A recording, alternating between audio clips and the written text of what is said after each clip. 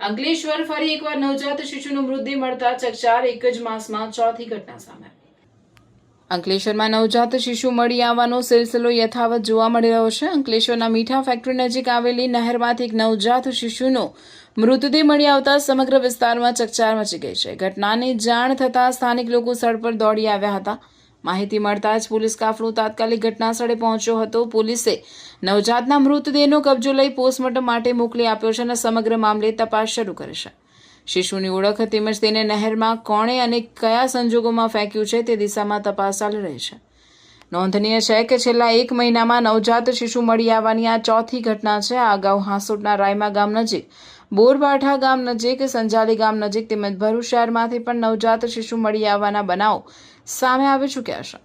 વારંવાર આવી રહેલી ઘટનાઓને લઈને સ્થાનિકોમાં ચિંતા અને રોષની લાગણી જોવા મળી રહી છે. પોલીસે તમામ કેસોને ગંભીરતાથી લઈ તપાસ તેજ કરી છે અને જવાબદાર વ્યક્તિઓ સુધી પહોંચવાના પ્રયાસો હાથ ધર્યા છે.